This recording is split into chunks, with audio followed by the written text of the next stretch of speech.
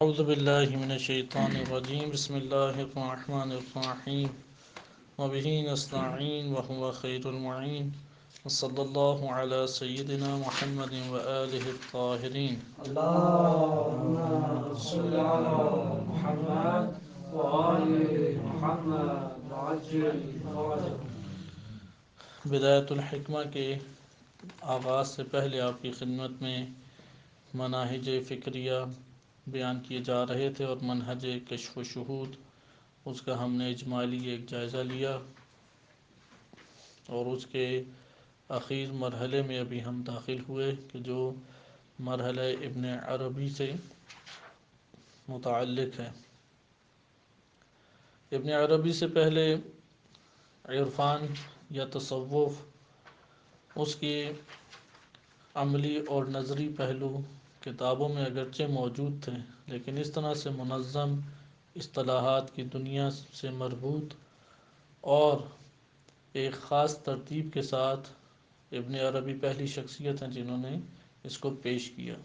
البتہ ادھر پھر یہ بیان کیا جائے کہ جب ادھر ہم تصوف کا لفظ استعمال کریں تو اس سے مراد وہ باطل معنی نہیں ہے کہ جو ہمارے معاشروں میں پایا جاتا ہے، کیونکہ بہت سارے باطل گروہ ایسے ہیں کہ ہر دور میں انہوں نے تصوف کے نام کے اوپر مجرمانہ کارروائیاں کی، فسق و فجور کو انجام دیا اور طرح طرح کی بدعتوں کو انہوں نے معاشرے میں وجود دیا. اور نہ ہی ہمارے تصوف سے مراد وہ بادشاہوں سے ملحق افراد ہیں کہ جو اہل بیت علیہ السلام کے مقابلے میں کھڑے کیے گئے. ہاں بعض آفات ضرور ہیں رہبانیت کے اعتبار سے یا رسم و رواج کے اعتبار سے کہ وہ ہر اہل علم یا ہر شعبہ علم سے متعلق مخصوص آفات آتی ہیں. جو اس کا شکار ہوتا ہے وہ یقیناً ان اکابر کے نزدیک قابل اتباع یا قابل مدح و ستائش شخصیت قرار نہیں پاتا. بس اس طرح سے جس طرح ایران، مصر یا عراق، پاکستان، ہندوستان وغیرہ میں بہت سارے ایسے فرقے گمراہ کن فرقے موجود ہیں عرفان و تصوف کے نام پہ کہ جو مختلف قسم کے جرائم اور فسق و فجور کو انجام دیتے ہیں. مثال کے طور پہ جیسا کہ ایران کے اندر گناہ آبادی سلسلہ ہے اور اس کے رئیس وہ بھی معین ہیں، ان کے فسق و فجور، ان کے مجرمانہ کارروائیاں، یا پاکستان کے اندر ہم مختلف طرح کے ایسے خانقاہی سلسلے دیکھتے ہیں کہ جس میں مجرم صفت لوگ تصوف اور اللہ کے نام پہ ہر بدترین کام کو انجام دیتے ہیں. یہ فقط تصوف میں نہیں ہے، علم فقہ کی دنیا میں بھی ایسے افراد گزرے ہیں. جیسے آپ دیکھتے ہیں کہ مفتی کے فتوے کے اوپر بچوں اور مظلوم عوام الناس کے گلے کاٹے جاتے ہیں، ان کے سینوں کو گولیوں سے چھلنی کیا جاتا ہے، بم دھماکے کیے جاتے ہیں. اب اس کا یہ مطلب نہیں ہے کہ علم فقہ نعوذ باللہ باطل ہے، اگرچہ غرب اور بعض تخریب کار روشن فکر لوگ اس بات کو ثابت کرنا چاہتے ہیں کہ شریعت اور علم فقہ باطل ہے. حتیٰ کہ ایسے افراد بعض روشن خیال حوزہ جات علمیہ میں بھی گزرے ہیں اور بعد میں جا کے برطانیہ امریکہ میں ملحق ہوئے اور انہوں نے شریعت کے خلاف باقاعدہ انہوں نے کتابیں لکھی یا تحریری اور مقالہ جات لکھے. حتیٰ کہ بعض خود ہم درس میں تھے، ایک ادیان کو پڑھانے کے لیے استاد آئے، عراقی استاد تھے، روشن فکر استاد، جرمنی سے پی ایچ ڈی کی تھی، اور کئی درس اس کے اوپر دیے کہ لفظ شریعت باطل لفظ ہے اور یہ منفی ایک لفظ ہے، اس کا استعمال ہی صحیح نہیں ہے، اور کئی دلائل انہوں نے دی اور سارے یہی دہشت گردی سے مربوط امور، یہ وہی غربی فکر میں انہوں نے جو حاصل کی. لہٰذا یہ فقط تصوف کے ساتھ خاص نہیں ہے، فقہ میں بھی ایسے ہیں، تفسیر میں بھی ایسے افراد موجود ہیں، ماضی میں بھی رہے ہیں اور حال میں بھی موجود ہیں. جیسے ابھی تفسیر فرانس میں لکھی جا رہی ہے جس کا منہج ہے کہ وہ الفاظ جو قرآن میں وارد ہوئے ہیں ان الفاظ کے وہ معنی مراد لیے جائیں جو رسول اللہ صلی اللہ علیہ وآلہ وسلم کے دور میں موجود تھے. مثلا صوم کا مطلب اگر امساک یا کف یعنی روک لینا ہے اپنے آپ کو تو صوم اسے کہتے ہیں. کتب علیکم الصیام یعنی اپنے آپ کو روک لو، نہ کہ یہ روزہ جو صبح سے مغرب تک بھوکے پیاس میں آپ رکھتے ہیں. اب یہ ادھر ایک تفسیر لکھی جا رہی ہے باطل تفسیر. اقیم الصلاۃ، صلاۃ کہتے ہیں دعا کو، یعنی دعا پڑھ لیا کرو۔ اس طرح انہوں نے پورے کے پورے قرآن کی آیات کے معانی کو تبدیل کر دیا۔ بس آپ نے ملاحظہ کیا کہ یہ گروہ اس طرح سے نہیں ہے کہ ایک جگہ پہ پائے جائیں، اور یہ تفسیر کا منہج ہمارے ہاں عالم اسلام میں پھیل ہے ابھی، اور آہستہ آہستہ آ رہا ہے۔ یا اسی طریقے سے قرآنیون کے نام سے اس وقت خصوصاً اہل سنت میں یہ فرقہ موجود ہے، اور مکتب تشیع میں آہستہ آہستہ اس کے اثرات پڑ رہے ہیں، اگرچہ ابھی تک کوئی گروہ سامنے نہیں ہے، اگر اور بعض شخصیات کا میلان ضرور ہے، گروہ نہیں ہے۔ قرآنیون ایک فرقہ ہے کہ جو اہل سنت سے پاکستان میں وجود میں آیا، اور ان کا نظریہ یہ ہے کہ حدیث باطل ہے فقط قرآن سے، حسبنا کتاب اللہ۔ اسے پرویزی فرقہ بھی کہتے ہیں۔ آپ نیٹ پہ جائیں، پرویزی لکھیں، پرویزیت کی سب چیزیں آپ کے سامنے آ جائیں گی، آڈیو اس کی گفتگو ہے۔ کوئی عالم دین اس طرح نہیں تھا مدارس کا پڑھا ہوا، ایک روشن فکر بندہ تھا، عربی کے اوپر اس نے تسلط حاصل کیا اور قرآن کی تفسیر کی، اور اس کے متاثر ہو گئے دیوبند کے مدارس میں۔ چکڑالوی کوئی ایک علاقہ ہے، وہاں سے افراد نکلے اور معروف ابھی پاکستان میں یہ ہو گئے ہیں قرآنیون کے۔ پھر اس کی تاثیر بنی وہاں پہ مصر میں، اور مصر میں بہت بڑے گروہ اس سے متاثر ہوئے، لہذا وہاں پہ وہ پوری حدیث کا انکار کر دیتے، کہتے جو قرآن سے بس ظاہر قرآن سے ثابت ہے، باقی سب باطل ہے، سب کا سب۔ نہ سرائے ستہ کو مانتے ہیں، نہ اپنی دیگر کتب کو، اور نہ مکتب اہل بیت علیہ السلام کی روایات کو۔ اب یہ قرآن تفسیر کے میدان میں باطل ایک فرقہ جات ہے، ایک گمراہ کن فکر ہے۔ لہٰذا آپ نے یہ دیکھا کہ تصوف فقط اس سے نہیں ہے مختص کہ اس کو اٹھا کے ہم لائیں، یا یہ 3-4 دن پہلے جو ایران میں واقعہ ہوا درویشوں کا، کہ ایک مجرم کو پیر تھا اسے پکڑ کے جیل میں بند کیا، اس کے مریدوں نے 4-5 پولیس والوں کو مار دیا ٹرک سے، گاڑیوں کو بعض جگہوں پہ آگ لگا دی، بعض جگہوں پہ گاڑی کو پکڑ کے کسی پولیس والے یا عدالت کے بندوں کے اوپر چڑھا دیا۔ لہٰذا اس طرح کے ہیں افراد، اور ان کے افراد مختلف علاقوں میں اچھی خاصی طاقت رکھتے ہیں، کیونکہ بزنس مین ہیں زیادہ تر، اور اس بزنس کی وجہ سے اموال ان کے پاس موجود ہیں۔ لوگوں کو انہیں تعویذ گنڈوں اور دیگر جنات وغیرہ سے بھگانے کے چکروں میں انہوں نے اپنے سے مربوط رکھا ہے، اور پیری مریدی میں اتباع خاص ہے کہ پہلے اس بندے میں فنا ہو جاؤ، اس کے بعد آگے مراحل طے کرو گے عرفانی صوفی۔ اس لیے وہ پیر کے اندر اپنے پورے وجود کو فنا کرتے ہیں، اور فنا کرنے کا طریقہ کار کہ جو وہ کہیں بس آنکھیں بند کر کے اس کے اوپر عمل کیا جائے۔ تو آپ نے یہ ملاحظہ کہ یہ سارے باطل معانی ہیں، ہمارا ان سے کوئی تعلق نہیں ہے۔ یا ہم جن افراد کے نام علمی دنیا میں پڑھتے ہیں، بے شک وہ اہل سنت سے ہوں یا مکتب اہل بیت علیہ السلام کے پیروکاروں میں سے ہوں، کوئی بھی اس طرح کے افعال کا مرتکب نہیں رہا، وإلا اس کی ایک بدفعلی اس کی شخصیت کشی کے لیے کافی ہوتی۔ ایک بھی بدفعلی اس طرح سے معاشرے میں عیاں نہیں ہو سکی، وہ ایک ہی بدفعلی اس کے لیے، یا ایک ہی اس کا مجرمانہ قدم، وہ بجائے اس کے کہ مخالفین بڑے بڑے محنت زحمت کر کے نظریات اٹھا کے فقہ اور اصول کی اصطلاحات کے پیرائی میں اسے پڑھتے ہوئے سامنے لائیں، اس کی بجائے وہ یہ قدم اٹھا سکتے تھے کہ مختصر طور پہ اس کے مجرمانہ افعال سامنے لے آتے، اور اس طرح سے معاشرے کو ان لوگوں سے دور کرتے۔ بس ہمیں یہ پتہ لگا کہ علمی دنیا میں جن کے نام آ رہے ہیں، اور ہم عرفان عملی و نظری میں جن کے نام دیکھتے ہیں، ان کی اپنی شخصیت عمل کے اعتبار سے انتہائی قوی رہی ہے۔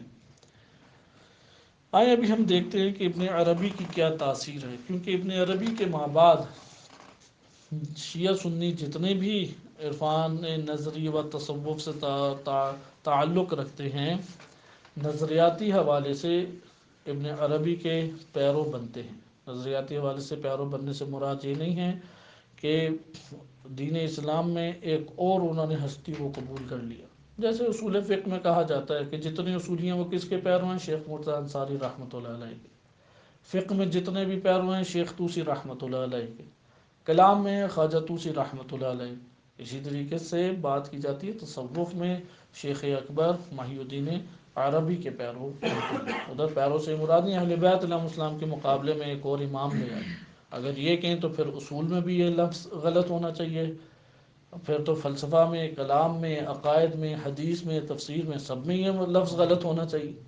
بس یہاں پہ ان دیگر علوم میں جس طرح سے اسلوب اختیار کرتے ہوئے معنی کو بیان کیا جاتا ہے، ادھر بھی اسی طریقے سے بیان کیا جا رہا ہے۔ ابن عربی کی ذاتی زندگی بہت طولانی طور پہ ہم مطالعہ نہیں کریں گے، البتہ اس کے زندگی کے چند حصوں کو ہم دیکھیں گے، کیونکہ خود اس کی شخصیت ہمارے لیے مہم ہے، اور اس کے بعد ابن عربی کے جو بعض شاگرد آئے ہیں ان میں سے ایک دو افراد کو ہم ملاحظہ کریں گے، تاکہ ہمارے سامنے نظری عنوان سے عرفان و تصوف کے کتابیں اور اس کی روش اور منہج وہ ہمارے لیے روشن ہو سکیں۔ عرفان عملی جدا نہیں ہے عرفان نظری سے، مربوط ہے، لیکن عرفان نظری میں خالصتاً نظری پہلوؤں کو مطالعہ کیا جاتا ہے، جبکہ یہی نظری پہلو وہ مترتب ہوتے ہیں انسان کے لیے عملی زندگی میں بھی، عرفان عملی کے میدان میں بھی مترتب ہوتے ہیں۔ ابن عربی کا ذات، ابن عربی کا تعلق کہاں سے ہے؟ اندلس سے ہے۔ 560 میں ولادت ہے اور 638 میں وفات ہے۔ 560 میں ولادت ہے اور 638 میں، یعنی 78 سال زندگی بسر کی ہے۔ 17 رمضان المبارک کو اس کی ولادت ہوئی، اور اس کا گھرانہ اسی حوالے سے زہد و تقوی کے اعتبار سے معروف تھا ابن عربی کا۔ ابن عربی اندلس کے ایک شہر یا گاؤں میں پیدا ہوا، جس کا نام گاؤں کا نام غالباً مرسیہ ہے، میم رے سین یہ گول ہے، جنوب اندلس سے یہ تعلق رکھتا ہے۔ اور اس کا پورا نام کیا ہے؟ ابن عربی کا نام ہے محمد بن علی بن محمد بن عربی، یہ اس کا نام ہے۔ کنیت ابو عبداللہ ہے، لقب متعدد القاب ہیں، محی الدین ہے، شیخ الاکبر ہے، ابن افلاطون بھی اسے کہا جاتا ہے، اور اس کی نسبت ہے حاتمی ہے، طائی ہے اور اندلسی۔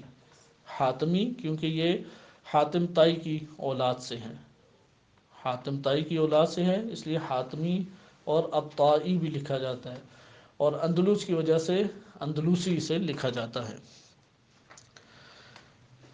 ابن عربی کی شخصیت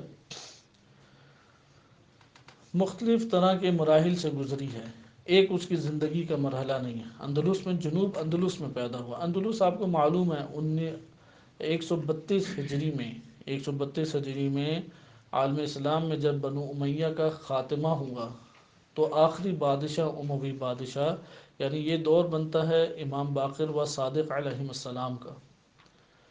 اس دور میں، امام باقر علیہ السلام کے دور میں ہی بنو امیہ کا تختہ الٹ گیا تھا، امام باقر و صادق علیہ السلام کے دور میں، اور بنو امیہ کا آخری فرد عبد الرحمن داخل، وہ سمندر کے راستے سے فرار کر کے افریقہ پہنچا، اور افریقہ میں اس نے بربر قبیلے کو اپنے ساتھ ملا کے اسپین کے اوپر حملہ کیا، اور اسپین میں طارق بن زیاد کا نام سنتے ہیں آپ، کہ اس کے بڑے جرنیلوں میں سے تھا، اور اس کے ذریعے سے اس نے اسپین کے اوپر قبضہ کیا اور وہاں پہ حکومت کی بنیاد رکھی، حکومت اموی کی۔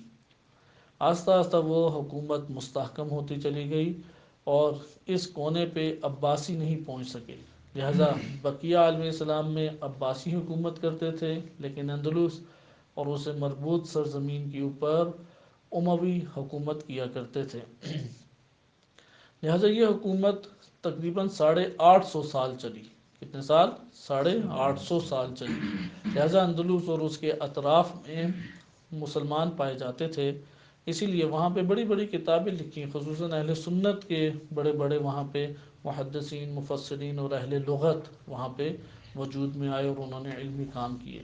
مسجد قرطبہ آج بھی معروف ترین مسجد وہاں کی ہے، کہ اقبال، علامہ اقبال رحمۃ اللہ علیہ، انہوں نے وہاں اس کے اوپر نظم بھی باقاعدہ لکھی، کہ اسے ابھی میوزیم بنایا ہوا ہے۔ بس ابن عربی کی اسی جگہ پر ولادت ہوئی، اور اس نے پھر مختلف سفر کیے۔ اس نے سب سے پہلے اشبیلا میں وہ پڑھنے کے لیے گیا، یہ بھی غالباً اندلس میں ہی ایک جگہ ہے، اور وہاں پہ 30 سال عمر تک رہا۔ 30 سال عمر تک اشبیلا میں ہی رہا۔ 21 سال کی عمر میں رسمی طور پہ تصوف کے ساتھ ملحق ہوا، کیونکہ اس کے ماموں پہلے سے ہی صوفیہ میں سے تھے، اور بعض جگہوں کے حاکم بھی رہے ہیں اس کے بعض رشتہ دار، اور انہوں نے اپنے دور کے درویشوں کے ساتھ رابطہ قائم کر کے اپنے نفس کی اصلاح کی، لہذا ایک ماحول اس کے پاس موجود تھا۔ ابن عربی نے مختلف جگہوں کے سفر کیے ہیں، یہ دوسرا اہم نقطہ ہے۔ ابھی ہم اس کے اساتذ کی طرف نہیں جاتے، کیونکہ اس نے فقہ، اصول، تفسیر، فلسفہ، عقائد، ہر چیز پڑھی ہے۔ کوئی ایسی چیز نہیں ہے جو علوم دینیہ میں رائج ہو اور ابن عربی نے اس کے اوپر تسلط حاصل نہ کیا ہو۔ بالکل اسی طریقے سے آئندہ آنے والی شخصیت انشاءاللہ مطالعہ کریں گے، وہ ملا صدرہ رحمۃ اللہ علیہ کی ہے۔ ملا صدرہ رحمۃ اللہ علیہ کی شخصیت بھی خالصتاً مکتب تشیع میں ہی انہوں نے زندگی بسر کی اور تمام علوم اور فنون کو حاصل کیا۔ ابن عربی کی شخصیت بھی اسی طریقے سے ہے کہ اس نے رائج طریقے سے تمام علوم کو حاصل کیا، حدیث کا بھی دورہ کیا، اصول کو، فقہ کا، اور اسی طرح سے بقیہ، لیکن اس کا اپنا رجحان تصوف کی طرف تھا۔ اس کی اپنی زوجہ، وہ مریم نام تھا اس کی زوجہ کا، اور زوجہ کا بھی خود عرفانی اور صوفیزم کی طرف رجحان تھا، لہذا ایک گھرانہ کاملاً اس کے لیے مساعد حالات تھے اور معاون حالات تھے کہ جس میں اس نے نشو و نما پائی۔ دوسرا اس کا اہم پہلو ہے جو اس نے مختلف قسم کے سفر کیے۔ یہ سفر اہمیت رکھتے ہیں کیونکہ ایک انسان کی زندگی میں سفر کا بڑا گہرا تعلق ہوتا ہے، خصوصاً جو نامور شخصیات گزرے ہیں انہوں نے مختلف سفر کیے ہیں، کسی بھی فن میں ہو، فقہ ہو، اصول ہو، یا کلام، تفسیر، ایک سفر کا گہرا اثر شخصیت کے اوپر پڑتا ہے۔ مثلا شیخ بہائی رحمۃ اللہ علیہ کہ بہت بڑا نام ہے، انشاءاللہ ابھی ہم دیکھیں گے کہ ملا صدرہ کی شخصیت کے اوپر جن اشخاص کی تاثیر ہے ان میں سے ایک شیخ بہائی ہیں، ان کے متعدد سفر ہیں، خود ملا صدرہ کے متعدد سفر ہیں، ابن سینا کے متعدد سفر ہیں کہ ہم بعض پڑھ چکے ہیں، افغانستان اور ایران کے، داخل ایران میں سفر تھے۔ اس نے زیادہ سفر کیے کہ پہلا سفر اس کا اشبیلا میں تھا، 30 سال تک رہا، اس کے بعد اسبانیہ چلا گیا یعنی اسپین چلا گیا، اسپین میں سفر کیا، پھر شمال افریقہ، شمال افریقہ کہتے ہیں مصر ہے، تیونس ہے، لیبیا ہے، الجزائر ہے اور مراکش، اس پوری پٹی کو کہتے ہیں شمال افریقہ۔ یہ شمال افریقہ، یہاں پہ سیاہ فام افراد نہیں رہتے، سیاہ فام اقوام وسط افریقہ میں رہتی ہیں، لہٰذا یہ جو شمال افریقہ ہے یہ کاملاً اپنے شکل و صورت اور اپنے عادات اور ثقافت کے اعتبار سے ایشیا سے میل کھاتا ہے اور اس سے ملا ہوا ہے۔ اس لیے آپ یہ دیکھیں گے شمال افریقہ کے جتنے بھی افراد ہیں وہ کاملاً ایشیائی یا یورپینز کی طرح ہیں، لیکن سیاہ فام افراد کہاں پہ ہیں؟ وہ وسط ایشیا میں بالخصوص ہیں، اسی طریقے سے جنوب وسط افریقہ میں بالخصوص ہیں، اسی طریقے سے جنوب افریقہ جیسے ساؤتھ افریقہ ہے وہاں پر بھی سارے سیاہ فام نہیں ہیں۔ بہرحال یہ مقصد یہ ہے کہ اس نے ایک سفر کیا شمال افریقہ، اور شمال افریقہ ہی وہ ممالک ہیں جو اسلامی ممالک بھی ہیں اور عالم اسلام میں بہت اثر بھی رکھتے ہیں، کیونکہ افریقی اکثر بر اعظم افریقہ کے ممالک عیسائی ممالک ہیں، قلیل ہیں کہ جو اسلامی ممالک ہیں، زیادہ تر کیا ہیں؟ عیسائی ممالک۔ جیسے ایشیا ہیں، ایشیا میں زیادہ متعدد اسلامی ممالک بھی ہیں، لیکن اس کے باوجود غیر اسلامی ممالک کی تعداد زیادہ ہے ایشیا، بر اعظم ایشیا میں بھی، لیکن بر اعظم افریقہ میں شمال میں کوئی کافر ملک نہیں ہے، شمال افریقہ میں جتنے بھی ہیں ممالک وہ کیا ہیں؟ مسلمان ممالک ہیں۔ اس نے شمال افریقہ سفر کیا، پھر اس کا ایک ہے اندلس کے شہر مریا شہر ہے، اس میں وہاں پہ اس نے سفر کیا، پھر وہاں سے مراکش آیا، مراکش سے مکہ آیا، مکہ سے موصل آیا، مکہ اور موصل میں اچھا خاصا فاصلہ ہے، پھر بغداد میں کچھ عرصہ رہا، قونیہ وہاں پہ گیا، اور وہاں پہ ہی ان کے معروف ترین شاگرد ہیں صدر الدین قونوی۔ صدر الدین قونوی بہت بڑا نام ہے کہ ان کے بارے میں کہا جاتا ہے کہ اگر صدر الدین قونوی نہ ہوتے ابن عربی کو اصلاً کوئی سمجھ نہ پاتا، اس قدر بڑا نام ہے۔ اور صدر الدین قونوی کے ساتھ ہی شیخ خواجہ طوسی رحمۃ اللہ علیہ، نصر الدین طوسی رحمۃ اللہ علیہ، ان کے خط و کتابت ہیں، اور خواجہ نصر الدین طوسی نے صدر الدین قونوی کے لیے جو القاب استعمال کیے ہیں وہ 3 سطروں پہ القاب آتے ہیں، بہت بڑے بڑے القاب استعمال کیے خط و کتابت میں، انشاءاللہ وہ صدر الدین قونوی کو جب ہم ابھی مطالعہ کریں گے، کیونکہ شاگردوں میں سب سے بڑا نام اسی کا ہے، اور اسی نے ابن عربی کے مکتب کو اصل میں ہر جگہ پہ پھیلایا۔ اخلاق کا زیادہ اچھا تھا، اجتماعی روابط اچھے تھے، لہٰذا مختلف صوفیہ کے سلسلوں سے تعلق رکھنے والے افراد آتے اور آہستہ آہستہ مکتب ابن عربی میں جذب ہوتے چلے گئے۔ لہٰذا قونیہ اور صدر الدین قونوی کی دوسری خصوصیت انشاءاللہ آئے گی کہ اس کے جب والد فوت ہو گئے تو اس کی والدہ نے ابن عربی سے شادی کی، لہٰذا ایک قسم کا بیٹا بھی تھا، صرف اور صرف شاگرد نہیں۔ پھر وہ حلب کیا اور دمشق میں ابن عربی کی وفات ہو گئی۔ یہ اماکن ہیں، ہر جگہ کے اوپر اس کے خاص واقعات ہیں اور خاص اس نے تصوف کے اعتبار سے اپنے مراحل کو ذکر کیا۔ تیسری چیز، ابن عربی کی زندگی میں اگر ہم غور کریں، کوئی غیر معمولی چیز زیادہ نظر نہیں آتی ہے کہ جس طرح سے بعض افراد ہوتے ہیں کہ غیر معمولی بعض چیزوں کو دکھائی دے، سوائے دو چیزوں کے۔ ایک اس میں ہے عبادت کا بڑا جذبہ پایا جاتا تھا، رجحان عبادت کی طرف بہت زیادہ تھا، اور دوسرا اس کی زندگی میں پہلو پایا جاتا ہے کہ حق کی تلاش میں تھا، یعنی حق کو چاہتا تھا، ہر جگہ پہ حق کی تلاش کے لیے قدم بڑھاتا تھا۔ لہٰذا اس نے اپنی ہی زندگی میں خود ذکر کیا ہے جناب خضر علیہ السلام سے 2 یا 3 مرتبہ ملاقات کا، حتیٰ کہ امام مہدی علیہ السلام، کیونکہ یہ جتنے بھی صوفیہ مبارز جو بڑے بڑے صوفیہ گزرے ہیں، کابر صوفیہ، ان میں ابن عربی پہلی شخصیت ہیں جنہوں نے انتہائی واضح طور پہ یہ بیان کیا کہ 12ویں امام زندہ بھی ہیں، حالت غیبت میں بھی ہیں، اور انہی کے اوپر خاتم ولایت محمدی صلی اللہ علیہ وسلم کا خاتم، یعنی خاتم الاوصیاء ہیں، خاتم الاوصیاء ہیں۔ یعنی شیعہ جو مرتبہ دیتے ہیں امام مہدی علیہ السلام کو عرفانی اصطلاحات میں، بے عین ہی وہ مرتبہ امام مہدی علیہ السلام کو ابن عربی نے دیا ہے، اور ان کی حیات کا بھی قائل ہے، اور ملاقات کا بھی بعض سطور میں اس طرح ظاہر ہوتا ہے کہ ملاقات امام مہدی علیہ السلام سے ہوئی۔ یہی وجہ ہے کہ آگے انشاءاللہ ابھی ہم آخری نقطہ اٹھائیں گے کہ ابن عربی کی شخصیات کا متنازع ہونا۔ تو شیعہ جو قائل ہیں کہ ابن عربی شیعہ تھے، وہ دلیل ہی سب سے پہلی یہ بات دیتے ہیں، یعنی دوسرے لفظ میں یہ کہہ لیں کہ ابھی آپ کے سامنے اقوال آئیں گے تو آپ اس میں خود بھی حیران پریشان ہوں گے کہ اس کے بارے میں کیا کیا، جو ماننے والے انہوں نے کیا کہا اور جو مخالف ہیں انہوں نے کیا کہا۔ ابن عربی کی جتنی فتوحات مکیہ ہیں، فصوص یا دیگر چیزیں ہیں، ظاہر یہ ہوتا ہے کہ جناب خضر علیہ السلام سے لی گئی ہیں یا یہ معارف امام مہدی علیہ السلام نے بیان کیے ہیں، وإلا یہ ممکن نہیں ہے اس طرح سے کوئی معارف کو بیان کر سکے۔ لہذا اس کے یہ واقعات انشاءاللہ تعالی اگر وہ فرصت ہوئی تو آپ کے سامنے وہ واقعات جم کر کے پڑھے جائیں گے حوالہ جات کے ساتھ، وإلا ہم آگے چلیں گے اور آپ لوگوں کی اپنی تحقیقات کے اوپر یہ نقطہ آ جائے گا۔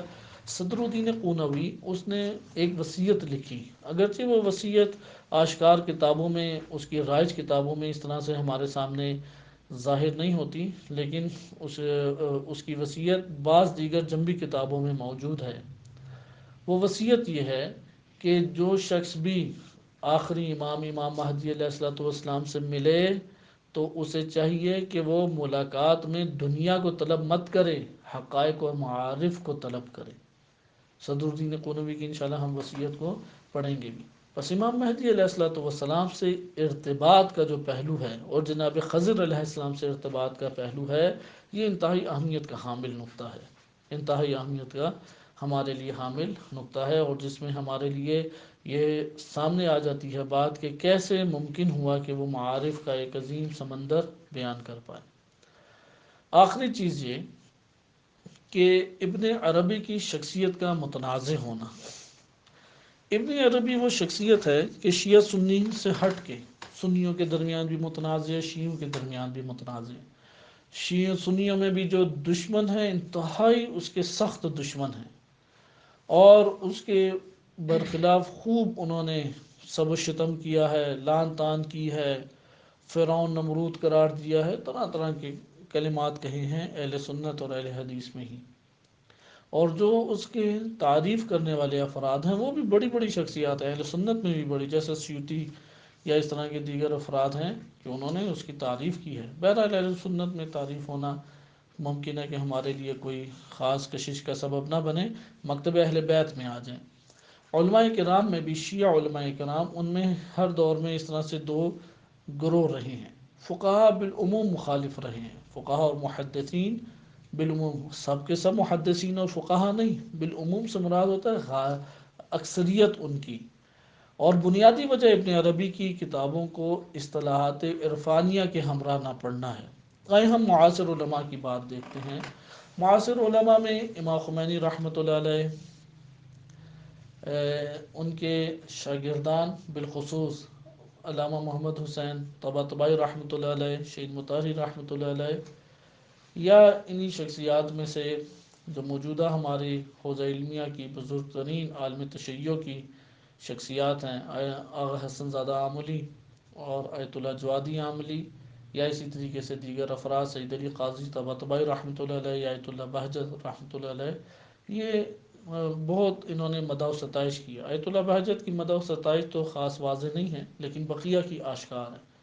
مثال کے طور پہ آیت اللہ جوادی عاملی نے اپنی کتاب میں بیان کیا ہے واضح طور پہ کہ جتنا کچھ بھی ابن عربی کے بعد لکھا گیا، فقہ ہے، اصول ہے، تفسیر ہے، حدیث ہے، جو کچھ بھی علماء نے بعد میں آ کے لکھا ہے ابن عربی کے بعد، اس سب کو جمع کر دیں اور فتوحات مکیہ میں جو معارف ابن عربی میں بیان کیے ہیں وہ ایک پر کے برابر ہیں۔ فتوحات مکیہ میں جو معارف ہیں اس وقت معارف کے مقابلے میں ایک پر کے برابر ہیں، کیونکہ ملا صدرہ نے جو کچھ اسفار میں لکھا ہے وہ در حقیقت فتوحات مکیہ کی زبان کو استدلالی اور فلسفی شکل دی ہے، کوئی خاص فرق نہیں ہے اس میں۔ یعنی اگر فتوحات مکیہ کی عرفانی اصطلاحات کو عقلی استدلال میں تبدیل کر دیں تو اسفار اربعہ بن جاتی ہیں، اور اسفار اربعہ سے اصولیوں نے بہت استفادہ کیا، براہ راست اصولیوں کی پر اس کی تاثیر پڑی، اصولیوں کے انہی ضوابط سے فقہا نے فقہ میں استنباط کیا ہے، اسی طریقے سے دیگر علوم میں تاثیر اس کی پڑی۔ یعنی ایک طرف آپ دیکھ رہے ہیں کہ کتنے بڑے بڑے کلمات کہیں، بعض اس حد تک کہیں کہ تالی تلو المعصوم ہیں۔ تالی تلو المعصوم یعنی امام معصوم علیہ السلام کے بعد جو ان کے قریب ترین ہستی ہے، قریب ترین، وہ فقط ابن عربی، یا ابن عربی جس مقام تک پہنچ سکیں، سید علی قاضی طباطبائی فرماتے ہیں، ان کے شاگردوں نے نقل کیا کہ غیر معصوم میں نہ ماضی میں کوئی پہنچ سکا اس مرتبے تک، اور نہ حال میں پہنچا، نہ مستقبل میں پہنچ پائے گا۔ اور اسی طریقے سے اور بقیہ شہید مطہری رحمۃ اللہ علیہ نے بہت بڑے پیمانے پہ ان کی تعریفات کو نقل کیا ہے۔ امام خمینی نے شیخ الاکبر کہہ کے بار بار ان کی تعریفوں کو نقل کیا ہے۔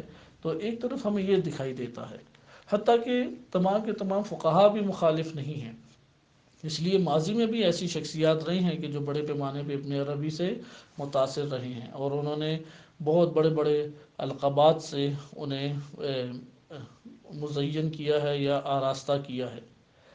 ہماری بڑی شخصیات میں شیخ حسن زادہ عاملی واضح طور پہ قائل ہیں کہ وہ شیعہ ہیں، باقاعدہ آج کے دور میں بعض کتابیں لکھی گئی ان کے شیعہ ہونے پہ ابن عربی کے۔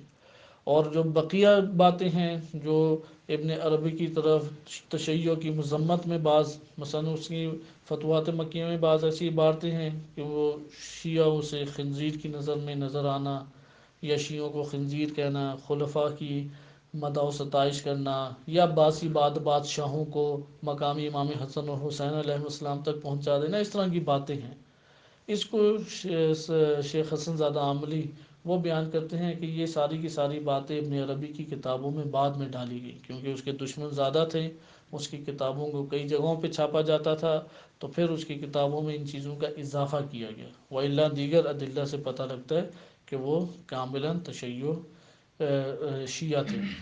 آیت اللہ بہجت سے سوال کیا گیا، اور نیٹ پہ یہ موجود بھی ہے، تو انہوں نے بیان کیا کہ غزالی اور ابن عربی آخری عمر میں شیعہ ہو گئے، اور اسی طرح سیوطی کا احتمال قوی ہے کہ یہ آخری عمر میں شیعہ ہو گئے تھے، لہٰذا اس کی پہلے والی زندگی الگ ہے اور آخری زندگی اس کی جدا ہے۔ آیت اللہ بہجت کا اپنا یہ نظریہ ہے۔ اس کے مقابلے میں جو افراد ہیں وہ شدید مخالف ہیں۔ کہاں پہ یہ کہنا کہ معارف اور کا ایک سمندر ہے فتوحات مکیہ، اور ابن عربی تالی تلو المعصوم کی حد تک وہ پہنچا دینا، یا شہید مطہری رحمۃ اللہ علیہ نے جو اقوال ذکر کیے ہیں مدح و ستائش میں، وہ ایک طرف، دوسری طرف کیا انہیں لقب دیا؟ ممیت الدین، دین کو ختم کرنے والے، موت دینے والے. یا فرعون، ہم نے پیچھے پڑھا کہ مالکین، ظاہراً مالکین و باطناً کیا ہے؟ فرعونین، فرعونی انہیں قرار دیا محی الدین عربی کو. یا بعض نے کہا کہ ضلالت اور گمراہی کے علاوہ کچھ ہے ہی نہیں. یا موجودہ بعض عراق کے مراجع میں سے ایک مرجع عالی ہیں کہ انہوں نے وہ آڈیو، ان کی ویڈیو موجود بھی ہے یوٹیوب پہ، کہ جو ابن عربی خود بھی گمراہ تھا، گمراہ کرنے والا تھا، اور جو اسے مانتا ہے اور جو اسے پڑھتا ہے وہ بھی گمراہ ہے. ایک طرف اس طرح کی صورتحال ہے. یا بعض فقہا کا اس طرح سے فتویٰ دینا کہ اس نے جو نظریہ وحدت الوجود پیش کیا، جو اس کا قائل ہے وہ دائرہ اسلام سے خارج ہے اور کافر ہے. اس طرح کی باتیں موجود ہونا. تو یہ ہمارے سامنے چیزیں آتی ہیں کہ ابن عربی کی شخصیت جو محبین ہیں ان کی نظر میں بہت بزرگ ہے، آسمانوں پہ پہنچی ہوئی، کمالات تک پہنچی ہوئی. اور جنہوں نے جب گرایا ہے تو شاید ہی امت رسول صلی اللہ علیہ وسلم میں کوئی اتنا پست ترین مقام رکھتا ہو جو انہوں نے اس کے لیے بیان کیا ہے. لہذا ابن عربی اس طور پہ ایک اختلافی شخصیت بن گئی. اختلافی شخصیت بننے کی ایک بنیادی وجہ یہ بھی ہے کہ ان کی باتوں کو نہیں سمجھا گیا، یا اصطلاحات عرفانیہ کی زبان میں اس کو ملاحظہ نہیں کیا گیا. لہذا ملا صدرہ رحمۃ اللہ علیہ نے کسر الاسنام الجاہلیہ فی رد صوفیہ ایک کتاب لکھی، یا رد اہل تصوف کتاب لکھی. اب اس میں صوفیہ کے خلاف کتاب لکھی ہے ملا صدرہ نے، کسر الاسنام الجاہلیہ، اسنام صنم کی جمع، جاہلیت میں گڑے ہوئے بتوں کا توڑ دینا. کس کی رد میں؟ صوفیہ کی رد میں. لیکن ملا صدرہ نے وہاں پہ بیان کیا کہ صوفیہ کی جو چیزیں قابل اعتراض قرار پاتی ہیں، ان باتوں میں سے مثلا ایک شتیحات ہیں. اب شتیحات کو ملا صدرہ دو حصوں میں تقسیم کرتے ہیں. ایک شتیحات ہیں جن کا علمی صورت میں جواب موجود ہے، ایک شتیحات ہیں جو کاملاً گمراہی ہے، کاملاً کفر ہے. وہ کہتے ہیں کہ یہ مجرم صفت صوفیہ نے کہی ہیں باتیں، اور ایک طرف ان کی باتوں کی تشریح. انشاءاللہ آگے درس میں، اگلا درس نظریات ابن عربی کو بعض پہلوؤں سے دیکھیں گے کہ اس کی ایک عبارت پیش کی جائے گی، اس عبارت پہ دونوں طرف کے ہم افراد کی باتیں دیکھیں گے، جنہوں نے محی الدین کا دین کو زندہ کرنے والا اور شیخ الاکبر کہا ہے، اور تالی تلو المعصوم کی حد تک پہنچا دیا کہ اتنا بلند پہنچا دیا ہے، انہوں نے اس کی کیا تشریح کی ہے وہ ہم دیکھیں گے. اور وہ جنہوں نے ممیت الدین کہا ہے، جنہوں نے فرعون و نمرود کہا ہے، اور جنہوں نے ضال مضل گمراہ کہا ہے، انہوں نے جو تشریح ایک ہی جملے کی ہے وہ دیکھیں گے. اس لیے ملا صدر رحمۃ اللہ علیہ کا آگے آپ جو فلسفہ پڑھیں گے اس سے عرفانی اور اہل تصوف کی باتیں سمجھنا ہمارے لیے ممکن ہوگی. یعنی اگر اسفار اربعہ کو ہٹا دیا جائے تو وہ یہ والی باتیں ہمارے لیے قابل درک نہیں رہیں گی، اصطلاحات کی دنیا میں گم ہونے کی وجہ سے. مثلا وہ یہ بیان کہے کہ تمام کی تمام اشیاء جو ہے نا عین حقیقت خدا ہیں. انشاءاللہ ابھی آئے گا. اب یہاں پہ عین سے کیا مراد ہے، اشیاء سے کیا مراد ہے، اور ان چیزوں سے کیا مراد ہے، انہوں نے عین کا مطلب وہی لغوی مطلب سمجھا، اور لغوی مطلب کو سمجھتے ہوئے اس کی تشریح کی. یہ جنہوں نے کفر کے فتوے لگائے. لہذا فتاویٰ کی دنیا پہ اس کا اثر ہو. مثلا آیت اللہ سیستانی سے سوال پوچھا گیا تو آیت اللہ سیستانی نے کہا کہ میں صرف یہ بات جانتا ہوں کہ ہم لوگ اہل بیت علیہ السلام کے پیروکار ہیں، اور میں اہل بیت علیہ السلام کی اتباع کرتا ہوں. اور جس بلند ترین منزلت تک ابن عربی کو پہنچایا جاتا ہے، وہ جہاں تک بھی پہنچ جائے معصومین معصوم نہیں ہے. آیت اللہ بہجت سے پوچھا گیا تو آیت اللہ بہجت نے بھی کہا کہ ٹھیک ہے، وہ بہت بلندیوں تک پہنچا، جتنی بلندیوں تک بھی پہنچا وہ ہمارے لیے اتباع کے قابل نہیں ہے، یعنی معصوم نہیں ہے. ائمہ اہل بیت علیہ السلام وہ ہمارے لیے اسوہ ہیں، قدوہ ہیں، اور وہی ہمارے پیشوا ہیں. اس لیے آقا بہجت کہتے ہیں کہ میں اہل بیت علیہ السلام کے طریقے پر چلتا ہوں، اور ان کی طرف اپنے آپ کو نسبت دینا یہ میں پسند کرتا ہوں. اور یہی مکتب اہل بیت علیہ السلام کی پیروکاروں کی شان و شوکت ہے. کسی شخص نے بھی حتیٰ کہ ملا صدرہ نے بھی اپنے آپ کو نسبت نہیں دی سوائے اہل بیت علیہ السلام کے. تعریف اور تمجید کی ہے لیکن نسبت نہیں دی. باقی اگلے درس میں ملاحظہ کریں گے. صلی اللہ علیہ سیدنا محمد وعلیہ الطاہرین. اللهم صل على محمد وآل